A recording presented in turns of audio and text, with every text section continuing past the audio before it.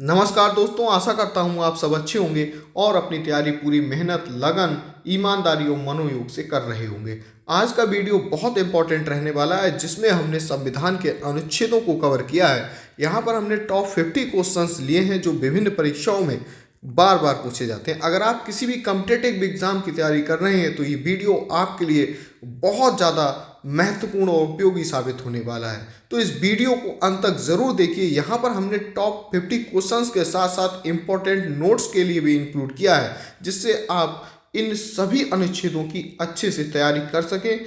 अगर आपको अनुच्छेद पहले से आते हैं तो ये आपके लिए एज ए रिवीजन वीडियो भी वर्क करेगा। तो चलिए बिना किसी देर के वीडियो को शुरू करते हैं। लेकिन वीडियो शुरू करने से पहले अगर आप हमारे चैनल पर नए हैं तो प्लीज़ चैनल को सब्सक्राइब ज़रूर करें, और अगर अभी तक आपने हमारा टेलीग्राम चैनल ज्वाइन नहीं किया है तो लिंक डिस्क्रिप्शन में है, आप वहां से ज्वाइन कर सकते हैं। चलिए देखते हैं पहला प्रश्न क्या है।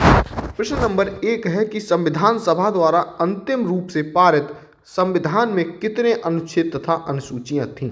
आप जानते होंगे कि जब मूल संविधान बना था तो उस समय कुल 395 अनुच्छेद, 8 अनुसूचियां और कुल 22 भाग थे। लेकिन वर्तमान में विभिन्न संविधान संशोधनों के द्वारा अब लगभग 470 अनुच्छेद, 12 अनुसूचियां जो कि 24 भागों में विभक्त हैं। तो इसको आप ध्यान रखिए, ये मूल संविधान की बात है और अब वर्तमान की जो बात है वो ये है 470 अनुच्छेद, 12 अनुसूचियां और 24 भागों में जो कि विभक्त हैं। तो जो मूल संविधान की बात पूछी जा रही है तो इसका सही आंसर होगा ऑप्शन नंबर 3 कि 395 अनुच्छेद और 8 अनुसूचियां। बढ़ते हैं प्रश्न नंबर 2 की ओर। प्रश्न नंबर 2 है कि संविधान के किस अनुच्छेद में यह अंकित है कि इंडिया अर्थात भारत राज्यों का एक संघ होगा। अनुच्छेद 1, अनुच्छेद 2, अनुच्छेद 3, अनुच्छेद 4। तो इसका जो सही आंसर है वो है answer number first, option number first कि अनुच्छेद 1। अनुच्छेद 1 में कहा गया है भारत यानी कि इंडिया राज्यों का एक संघ होगा। तो यहाँ पर दो बातें आर्टिकल फर्स्ट में क्लियर होती हैं, एक तो देश का नाम और दूसरा बताया गया है ये राज्यों का संघ होगा और राज्यों का संघ, और जो देश का नाम बताया गया है वो भारत या इंडिया। तो दोनों बात एक ही है। बढ़ते हैं प्रश्न नंबर 3 की ओर। प्रश्न नंबर 3 है संविधान के अनुच्छेद 1 में भारत को क्या कहा गया है। परिसंघ, महासंघ, परिसंघ के साथ एकात्मक राज्यों का संघ। तो अभी हमने पढ़ा था भारत को राज्यों का संघ कहा गया है, तो सही आंसर होगा ऑप्शन नंबर 4। इसके बाद देखते हैं प्रश्न नंबर 4। भारतीय संविधान के किस अनुच्छेद में नागरिकता संबंधी प्रावधान है। जब हम संविधान का भाग 2 पढ़ते हैं तो भाग 2 है नागरिकता से संबंधित, जिसमें अनुच्छेद नंबर आएगा 5 से 11 तक, ठीक है, जो कि ऑप्शन नंबर 2 में दिया गया है। तो ऑप्शन नंबर 2 अनुच्छेद 5 से 11 और भाग 2 ये नागरिकता से संबंधित है। तो जब कभी भी नागरिकता से भाग पूछा जाए तो आप भाग नंबर 2 लगाएंगे, और जब कभी अनुच्छेद पूछे जाए तो अनुच्छेद 5 से 11 तक। तो इसका जो सही आंसर होगा वो ऑप्शन नंबर 2। नेक्स्ट क्वेश्चन देखते हैं। क्वेश्चन नंबर 5 है कि भारतीय संविधान के किस अनुच्छेद के अंतर्गत नागरिकों को मौलिक अधिकार प्रदान किए गए हैं। नागरिकता के बाद आता है भाग नंबर 3। भाग नंबर 3 जो कि फंडामेंटल राइट्स यानी कि मौलिक अधिकारों से संबंधित है। इसमें अनुच्छेद 12 से 35, यानी कि पहले हमने देखा था 5 से 11 तक जो अनुच्छेद थे वो आ गए आपके नागरिकता के अंतर्गत, सिटीजनशिप। उसके बाद अब जब आप फंडामेंटल राइट्स मौलिक अधिकार में आएंगे तो जस्ट एकदम बाद यानी कि 12 से 35 नंबर तक फंडामेंटल राइट्स यानी कि मौलिक अधिकार दिए गए हैं। तो यहाँ पर जो ऑप्शन नंबर सही होगा वो होगा ऑप्शन नंबर 2 कि अनुच्छेद 12 से 35 तक।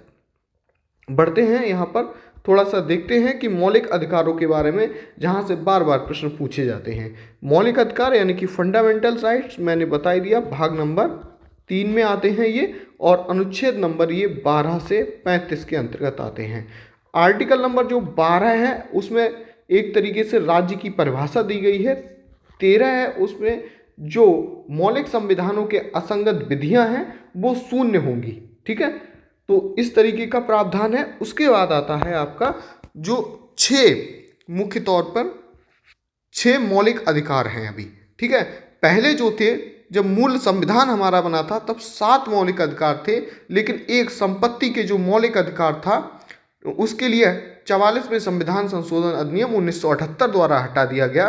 तो वर्तमान में अगर आपको आए कि कितने मौलिक अधिकार हैं तो आप 6 लगाएंगे, ठीक है। ये बात भी यहाँ पर ध्यान रखिए।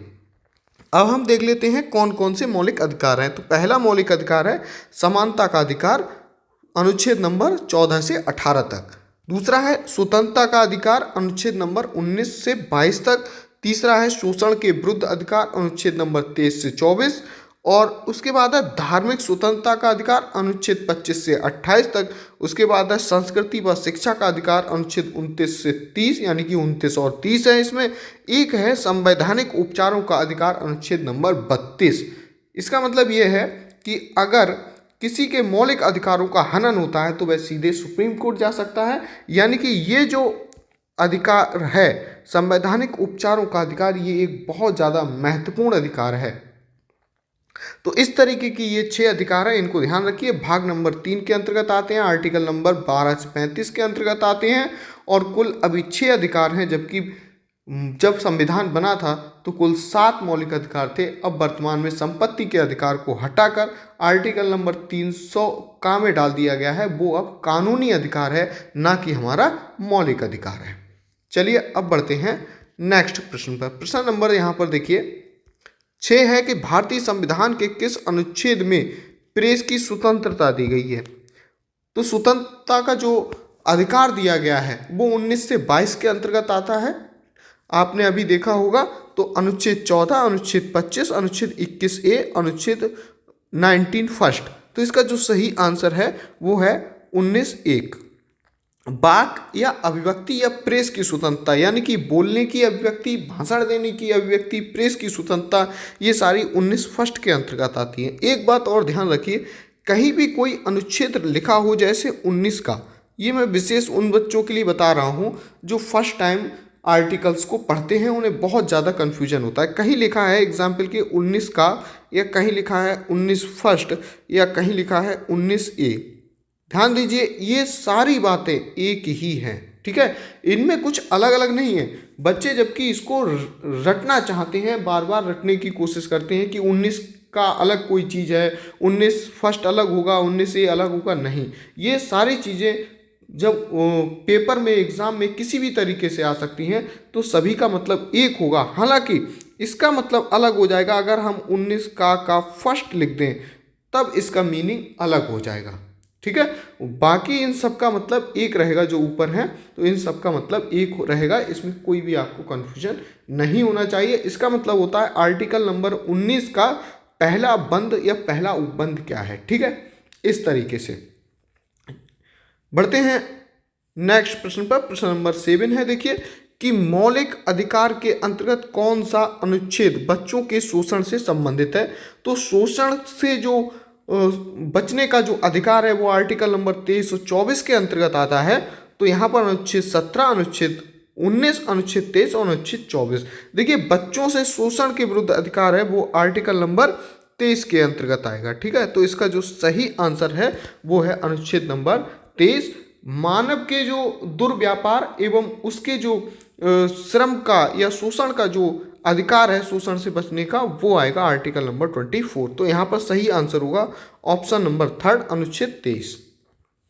प्रश्न नंबर देखिए, प्रश्न नंबर 8 है कि कौन से अनुच्छेद के अंतर्गत भारत का सर्वोच्च न्यायालय नागरिकों के मौलिक अधिकारों की रक्षा करता है। अभी हमने बताया था संवैधानिक उपचारों का अधिकार आर्टिकल नंबर 32।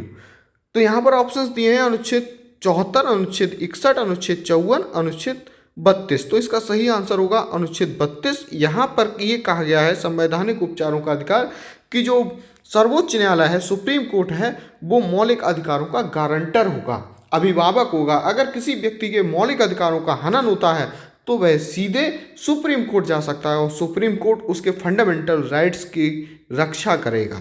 तो यहाँ पर जो आर्टिकल नंबर 32 है वो क्या है, मौलिक अधिकारों की, भारत का सर्वोच्च न्यायालय नागरिकों के मौलिक अधिकारों की रक्षा करता है आर्टिकल नंबर 32 के अंतर्गत। जबकि इसी किसी केस में अगर हमें हाई कोर्ट जाना हो तो फिर आर्टिकल नंबर 226 आपको प्रयोग करना होगा। ठीक है, तो ध्यान दीजिए, अगर सुप्रीम कोर्ट चूंकि स्वतः ही गारंटर होता है तो आर्टिकल नंबर 32, जबकि सेम कार्य के लिए या भिन्न कार्य के लिए अगर आपको जाना हो हाई कोर्ट तो 226 आर्टिकल नंबर ध्यान रखिए।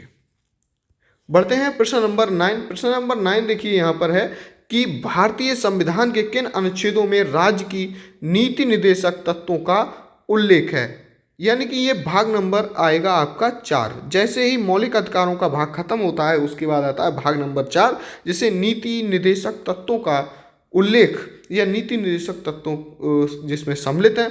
तो 35 तक आपने पढ़ाई था, 12 से 35 चूंकि होता है मौलिक अधिकार, तो 35 के बाद शुरू होता है 36 और 36 से लेके 51 तक यानी 36 to 51 यहाँ पर आएगा आपका नीति निर्देशक तत्व, जिसे DPSP directive principles for state regulation के लिए होता है ये। ठीक है, तो DPSP भी इसे कहते हैं। तो सही आंसर होगा इसका 3rd क्वेश्चन। यहाँ पर देखिए, सॉरी नोट्स थोड़ा सा हम देख लेते हैं DPSP के बारे में, जो इम्पोर्टेंट्स आर्टिकल्स हैं जो बार बार पूछे जाते हैं।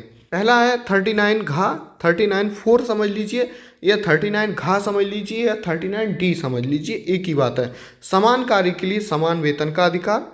ठीक है, ये एक तरीके से अधिकार नहीं है, सॉरी, ये एक तरीके से राज्य के नीति निर्देशक तत्व हैं। ये कहा जाता है कि कानून बनाते समय कोई भी राज्य इन नियमों के पालन करने की पूरी कोशिश करेगा और उसे कोशिश करनी चाहिए कि इन नियमों का वो पालन करे। तो ये बाध्यकारी नहीं है और किसी के अधिकार नहीं है, हालांकि राज्य अपने नीतियों को लागू करने में इन तत्वों का ध्यान रखते हैं। तो 39 D या 39 घा समान कार्य के लिए समान वेतन, और 43 खा होगा सहकारी समितियों का निर्माण, बहुत ज़्यादा इंपॉर्टेंट है। इसके बाद 48 कृषि तथा पशुपालन, जैसे गाय बछड़ों तथा अन्य दुधारू पशुओं का परिरक्षण तथा वध का प्रतिषेध 48 के अंतर्गत आता है। 49 के अंतर्गत आएगा आपका राष्ट्रीय महत्व के स्मारकों, स्थानों तथा वस्तुओं का संरक्षण। 50 नंबर कार्यपालिका का न्यायपालिका से पृथक्करण, और 51 आएगा अंतर्राष्ट्रीय शांति एवं सुरक्षा। ये बहुत ज़्यादा इंपॉर्टेंट है नीति निर्देशक तत्वों के अंतर्गत, जो कि ये भाग 4 में आते हैं। आगे हम देखते हैं क्वेश्चन नंबर 10 है कि भारतीय संविधान के अंतर्गत कल्याणकारी राज्य की अवधारणा निम्नलिखित में से किस अनुच्छेद में वर्णित है। अनुच्छेद 31, अनुच्छेद 38 फर्स्ट, अनुच्छेद 49, अनुच्छेद 51। तो इसका सही आंसर है अनुच्छेद 38 फर्स्ट। 38 फर्स्ट जो आता है ये भी DPSP के ही अंतर्गत हम बात कर रहे हैं। DPSP के अंतर्गत राज्य के नीति निर्देशक सिद्धांतों के अंतर्गत आता है, और राज्य के नीति निर्देशक सिद्धांतों का मुख्य जो प्रायोजन हुई होता है वो कल्याणकारी राज्य की स्थापना करना। तो जो कल्याणकारी राज्य की अवधारणा है वो 38 फर्स्ट के अंतर्गत आती है। ये बहुत इंपॉर्टेंट है, इसे आप ध्यान रखिएगा। नेक्स्ट प्रश्न देखते हैं, प्रश्न नंबर 11 है भारतीय संविधान के निम्नलिखित अनुच्छेदों में से कौन सा अनुच्छेद राज्य सरकारों को ग्राम पंचायतों को गठित करने का अधिकार देता है। ये प्रश्न UPSC, CSE, PCS सभी एग्जाम्स में अनेकों बार पूछा गया है। ऑप्शन नंबर 40, 46, 48 और 51 आर्टिकल्स। तो यह इसका सही आंसर है, बहुत सीधे सीधे ध्यान रखिए। आर्टिकल नंबर 40, अनुच्छेद 40 नंबर जो है वो ग्राम पंचायतों के गठन का अधिकार देता है। प्रश्न नंबर 12 देखिए कि 42वें संशोधन द्वारा संविधान की किस अनुच्छेद में मौलिक कर्तव्यों को जोड़ा गया। 42वां जो संविधान संशोधन अधिनियम, 42वां संविधान संशोधन जो हुआ वो 1976 में हुआ है, 1976। और स्वर्ण सिंह समिति की सिफारिशों पर, मैं यहाँ पे लिख दे रहा हूँ समिति, इसकी सिफारिशों पर मौलिक कर्तव्यों को, मूल संविधान में मौलिक कर्तव्य नहीं थे लेकिन फिर मौलिक कर्तव्यों को संविधान में ऐड किया गया स्वर्ण सिंह समिति की सिफारिशों पर, जो कि रूस से प्रेरित थे। तो ध्यान रखिए ये रसिया से प्रभावित थे। जो मतलब हमारे मौलिक कर्तव्य हैं वो रसियन कॉन्स्टिट्यूशन से प्रभावित हैं। तो ये जोड़े गए हैं अनुच्छेद 51 फर्स्ट के तहत। तो सही आंसर होगा इसका अनुच्छेद 51 ए, और ये आता है भाग नंबर 4A। ठीक है, भाग 4 का या 4A में आएगा, क्योंकि 4 नंबर में अभी डीपीएसपी थे तो सीधे उसके बाद 4 का में यानी जोड़ दिए गए, तो अनुच्छेद 51 तक डीपीएसपी खत्म हुआ, उसके बाद सीधे अनुच्छेद 51 का या अनुच्छेद 51A बनाया गया, जिसमें मौलिक कर्तव्यों को जोड़ा गया। ध्यान दीजिए, वर्तमान में कुल 11 मौलिक कर्तव्य हैं। मूल संविधान में शुरुआत में 10 मौलिक कर्तव्य जोड़े गए, हालांकि 86वें संविधान संशोधन अधिनियम 2002 द्वारा एक शिक्षा का जो अधिकार जहां जोड़ा गया, वहां एक मौलिक कर्तव्य जोड़ा गया था, और उसके बाद अब मौलिक कर्तव्यों की संख्या 11 है। ये प्रश्न भी कई बार आया है, इसलिए अब कभी भी आए तो आप 11 आंसर सही लगाएंगे।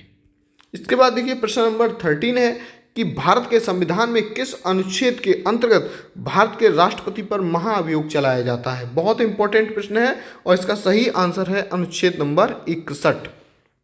अनुच्छेद 75 ये गलत है, मंत्रिमंडल से संबंधित है, ये सब मंत्रिमंडल से संबंधित हैं, तो ऑप्शन नंबर इसका फर्स्ट सही आंसर है। क्वेश्चन नंबर 14 देखिए, संविधान के किस अनुच्छेद के अंतर्गत मंत्रीगण सामूहिक रूप से लोकसभा के प्रति उत्तरदायी होते हैं। अनुच्छेद 73, अनुच्छेद 74, अनुच्छेद 75, अनुच्छेद 76। तो इसका सही आंसर है अनुच्छेद 75। हालांकि अनुच्छेद 75 3 के अंतर्गत ये आता है कि लोकसभा सामूहिक रूप से जो मंत्रिपरिषद है वो सामूहिक रूप से लोकसभा के प्रति उत्तरदायी होती है।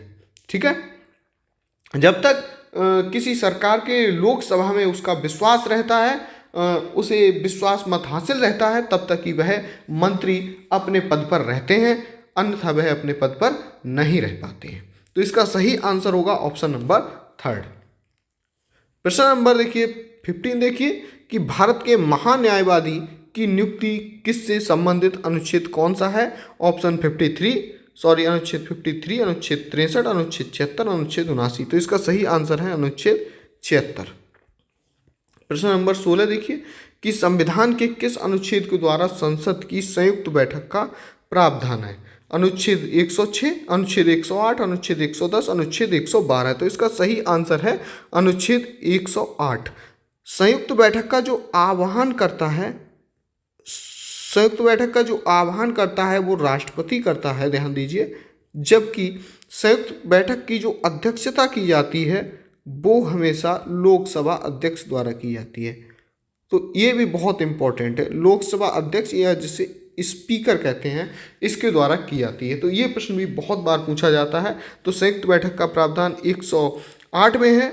110 में जो है कोई विधेयक धन विधेयक है या नहीं, इससे संबंधित है, और 112 वार्षिक वित्तीय विवरण, इनके बारे में हम आगे पढ़ेंगे। प्रश्न नंबर 17 देखिए कि संविधान के किस अनुच्छेद में धन विधेयक की परिभाषा दी गई है। तो ये हमने अभी बताया था अनुच्छेद नंबर 110 में। और कोई विधेयक धन विधेयक है या नहीं, कोई विधेयक, ध्यान दीजिए, कोई विधेयक धन विधेयक है या नहीं, कोई विधेयक धन विधेयक है या नहीं, इस पे जो अंतिम फैसला होता है वो लोकसभा स्पीकर का होता है। ठीक है, स्पीकर का फैसला इसे अंतिम माना जाता है। तो ये प्रश्न भी बहुत बार आता है। प्रश्न नंबर 18 देखिए कि भारतीय संविधान का कौन सा अनुच्छेद भारत के नियंत्रक एवं महालेखा परीक्षक यानी controller and auditor general of India से संबंधित है। अनुच्छेद 112, 146, 148 सभी। तो इसका सही आंसर है अनुच्छेद नंबर 148। प्रश्न नंबर 19 देखेंगे कि भारतीय संविधान के किस अनुच्छेद के अंतर्गत राष्ट्रपति अध्यादेश यानी कि ऑर्डिनेंस जारी कर सकता है।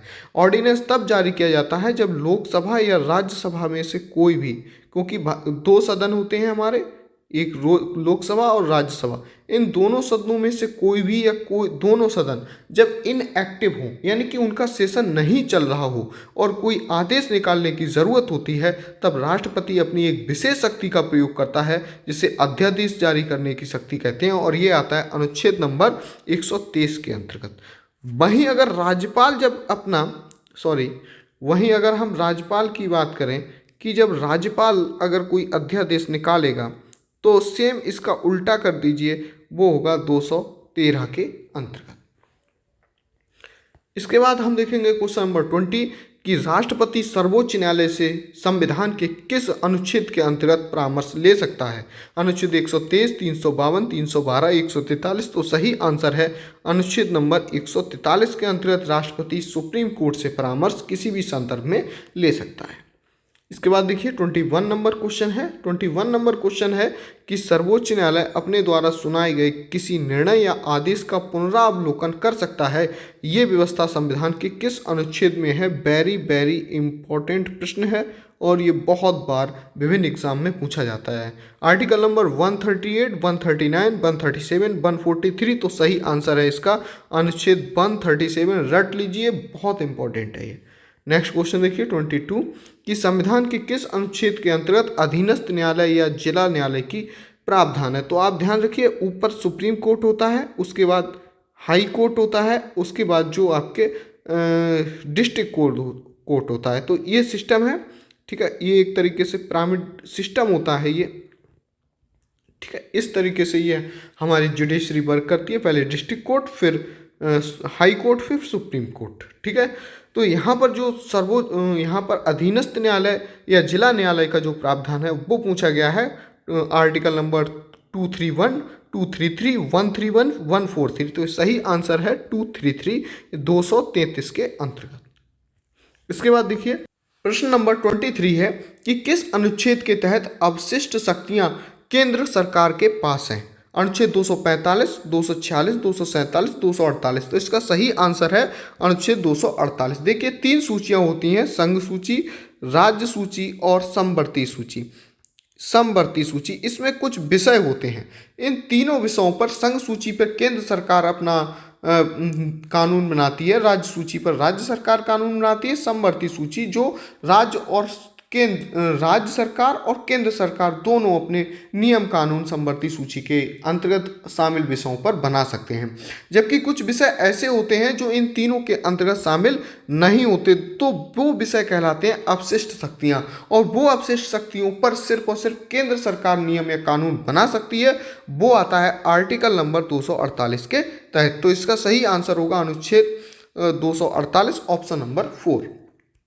इसके बाद देखिए प्रश्न नंबर है 24, संविधान का कौन सा अनुच्छेद संसद को या संसद की राज्य सूची के किसी विषय पर विधान बनाने की शक्ति देता है? किसी ऐसी कंडीशन में, यानी कि राज्य के जो विषय हैं उन पर संसद अगर जब कानून बनाती है तो वो किस आर्टिकल के अंतर्गत आता है? अनुच्छेद 115, 183, 221, 249। तो वो आता है अनुच्छेद नंबर 249। इसके बाद देखिए प्रश्न नंबर 25 है, इसी प्रकार का प्रश्न है कि भारतीय संविधान का कौन सा ऐसा अनुच्छेद है जो संसद को अंतर्राष्ट्रीय समझौतों को लागू करने के लिए विधि निर्माण करने की शक्ति प्रदान करता है? यानी कि अब वो विषय किसी भी सूची का हो, लेकिन अंतर्राष्ट्रीय समझौतों को लागू करने के लिए जब संसद कोई कानून बनाती है तो वो किस आर्टिकल के अंतर्गत आता है? तो वो आता है अनुच्छेद नंबर 253, यानी कि 253। जब राज्य सूची पर बना रही थी तो 249। ध्यान दीजिए, जब अंतर्राष्ट्रीय समझौतों के लिए केंद्र कोई कानून बना रहा है किसी विषय पर तो अनुच्छेद नंबर 253। इसके बाद देखिए प्रश्न नंबर 26 है कि केंद्र राज्य के प्रशासनिक संबंधित भारतीय संविधान के किस अनुच्छेद में, यानी कि जो केंद्र राज्य संबंध है उसके जो प्रशासनिक संबंधित जो कार्य हैं उनका वर्णन किस अनुच्छेदों में या किन किन अनुच्छेदों में किया गया है? तो इसका जो सही आंसर है वो है ऑप्शन नंबर 1, यानी कि अनुच्छेद 256 से लेकर 263 तक केंद्र राज्य के प्रशासनिक संबंधों की चर्चा की गई है। तो ऑप्शन नंबर फर्स्ट जो है करेक्ट आंसर है। इसके बाद देखिए प्रश्न नंबर 27 देखिए कि संविधान के किस अनुच्छेद के अंतर्गत केंद्र सरकार राज्य सरकारों को निर्देश दे सकती है? ऑप्शंस हैं इसके 256, 263, 356, 370। सही आंसर है 256। 263 जो अंतर्राज्यीय परिषद से संबंधित है, 356 जब केंद्र सरकार राज्य सरकारों को कोई अलग तरीके से राष्ट्रपति शासन लागू करती है 356 और 365 में, और 370 आप जानते हैं जम्मू कश्मीर से संबंधित है। तो इसका सही आंसर हुआ ऑप्शन नंबर फर्स्ट। इसके बाद देखिए 28 क्वेश्चन है, अंतर्राज्यीय परिषद के गठन का प्रावधान संविधान के किस अनुच्छेद के अंतर्गत किया गया है? तो अभी मैंने बताया था अनुच्छेद नंबर 263 के अंतर्गत आता है। इसके बाद देखिए प्रश्न नंबर 29 है कि भारतीय संविधान के किस अनुच्छेद के अंतर्गत वित्त आयोग के गठन का प्रावधान है? बहुत इंपॉर्टेंट प्रश्न है ये, बल्कि ये सभी प्रश्न बहुत इंपॉर्टेंट हैं जो मैंने इस वीडियो में शामिल किए हैं। ऑप्शन है 249, 280, 368, 370। तो सही आंसर है 280, 368 संविधान संशोधन है, 370 जम्मू कश्मीर, 249 मैं बता ही चुका हूँ जब राज्य सूची के किसी विषय पर केंद्र कानून बनाता है तो 249। तो इसका सही आंसर है वित्त आयोग 280। इसके बाद देखिए प्रश्न नंबर 30 है कि संपत्ति का अधिकार संवैधानिक अधिकार है। ध्यान दीजिए, पहले ये संपत्ति का अधिकार एक मौलिक अधिकार था, ठीक है, पहले ये क्या था, मौलिक अधिकार था मूल संविधान में, लेकिन 44 में संविधान संशोधन अधिनियम 1978 के द्वारा अब इसे कानूनी अधिकार बना दिया गया है, जो कि आता है आर्टिकल नंबर 300 का के अंतर्गत। तो इसी में यही पूछा है अब किस अनुच्छेद के अंतर्गत आ रहा है, तो सही आंसर होगा अनुच्छेद नंबर 300 का। इसके बाद देखिए प्रश्न नंबर 31 है संविधान के किस अनुच्छेद के अंतर्गत राज्यसभा नई अखिल भारतीय प्रशासनिक सेवा यानी कि जो UPSC union public service commission की जो सेवाएं हैं उनमें नई सेवा को बढ़ा सकती है। तो 311, 312, 349, 365, तो सही आंसर आता है अनुच्छेद नंबर 312। 312 में संघ लोक सेवा आयोग की बात आती है, तो इसके अंतर्गत संघ लोक सेवा आयोग, तो यहाँ अगर कोई सर्विस इंक्रीज करना है, जैसे 3 सर्विसेज हैं, आईएएस, आईपीएस और आईएफएस इंडियन फॉरेन सर्विस, एक होती है इंडियन फॉरेस्ट सर्विस। इनके अलावा किसी नई लोक सेवा आयोग के अंतर्गत कोई नई प्रशासनिक सेवा का गठन करना है तो वह राज्यसभा कर सकती है अनुच्छेद नंबर 312 के तहत। तो option number 2 is the correct answer. इसके बाद देखिए प्रश्न नंबर 32 है कि संघ लोक सेवा आयोग के कार्यों का उल्लेख किस अनुच्छेद के अंतर्गत है। देखिए संघ लोक सेवा आयोग 312 नंबर के अंतर्गत आता है, जबकि इसके कार्यों का उल्लेख होता है अनुच्छेद नंबर 320। तो इसका सही आंसर है अनुच्छेद नंबर 320। इसके बाद देखिए प्रश्न नंबर 33 है कि किस अनुच्छेद के अधीन निर्वाचनों का निरीक्षण, निर्देशन, नियंत्रण करने के लिए एक निर्वाचन आयोग यानी कि जिसे चुनाव आयोग सामान्य तौर पर कहते हैं, उसका गठन कहाँ किया गया, मतलब किस अनुच्छेद के अंतर्गत किया गया, तो वो किया गया अनुच्छेद नंबर 324। ध्यान रखिए, तो आंसर सही आंसर होगा इसका अनुच्छेद नंबर 324। इसके बाद देखिए प्रश्न नंबर 34 देखिए कि भारतीय संविधान की किस अनुच्छेद में अनुसूचित जनजातियों के लिए एक राष्ट्रीय आयोग बनाने का प्रावधान किया गया है। तो जब एससी की बात होगी अनुसूचित जातियों की तो वो 338, अनुसूचित जनजातियों 338A, ठीक है। तो जब यहाँ पर आया है अनुसूचित जनजातियों के लिए आयोग बनाने का प्रावधान है तो सही आंसर होगा 338A।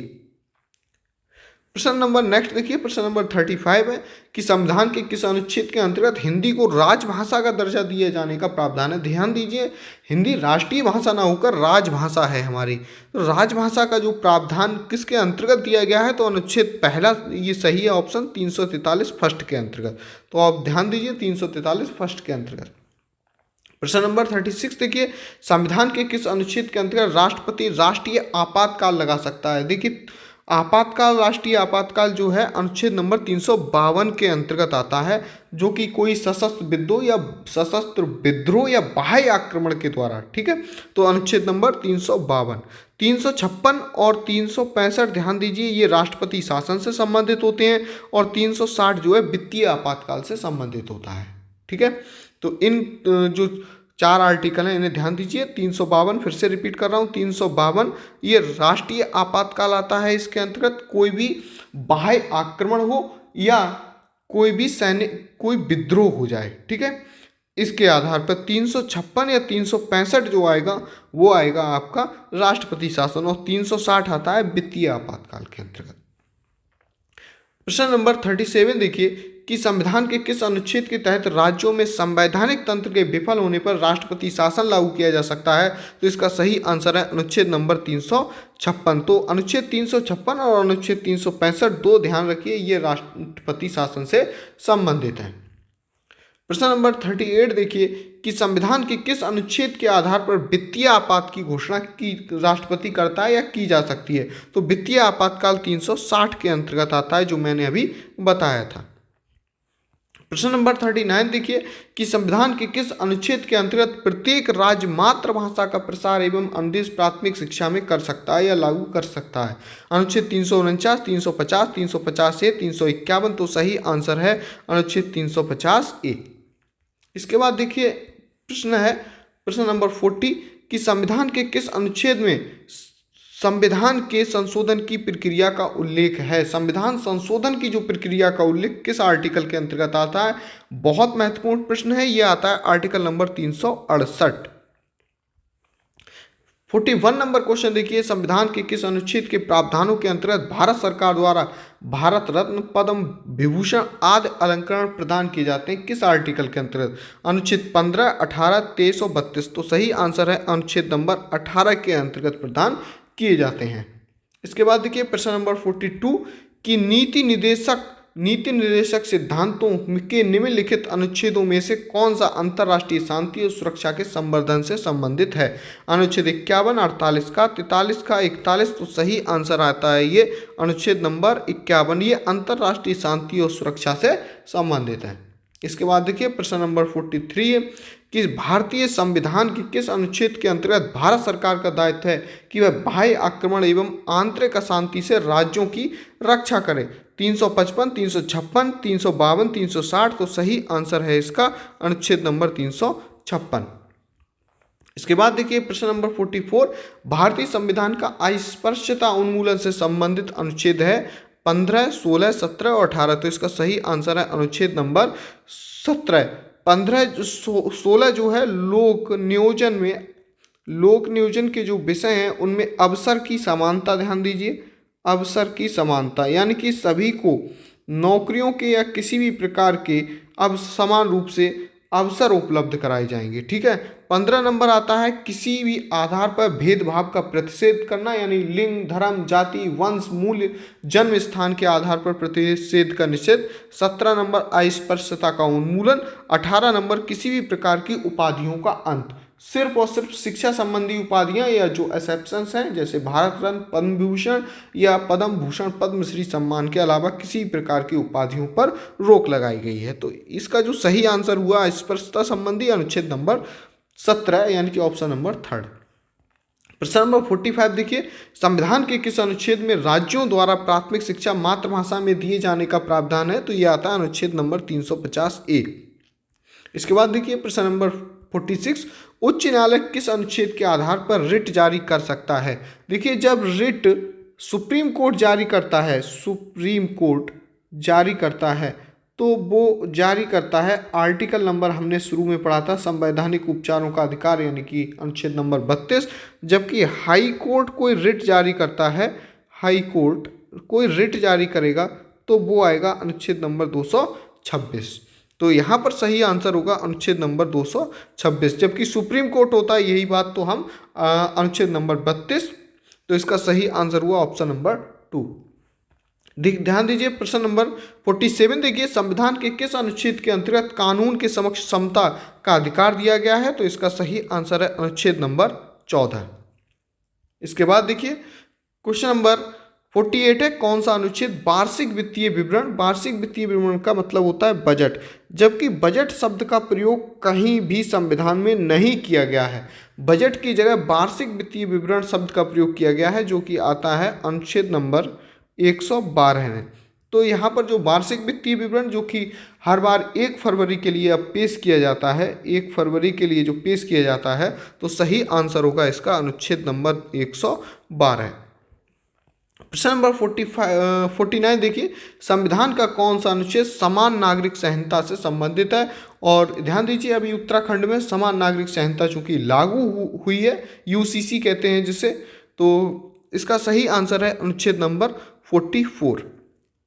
इसके बाद देखिए क्वेश्चन नंबर 50 जो कि इस वीडियो का आखिरी प्रश्न है, संविधान का कौन सा अनुच्छेद राज्यसभा के गठन से संबंधित है? तो सही आंसर है अनुच्छेद नंबर 80। अनुच्छेद नंबर 79 लोकसभा से संबंधित है, ध्यान दीजिए। अनुच्छेद नंबर 80 राज्यसभा। अनुच्छेद नंबर 168 राज्यों में विधानसभा। और अनुच्छेद नंबर 179 जिन राज्यों में विधान परिषद का गठन है वहाँ विधान परिषद, इनसे संबंधित है। आशा करता हूँ वीडियो आपको इम्पोर्टेंट या अच्छा लगा होगा। किसी प्रकार की प्रॉब्लम या किसी सुझाव के लिए आप हमें कमेंट ज़रूर करें। मिलते हैं नेक्स्ट वीडियो में, तब तक के लिए जय हिंद, वंदे मातरम।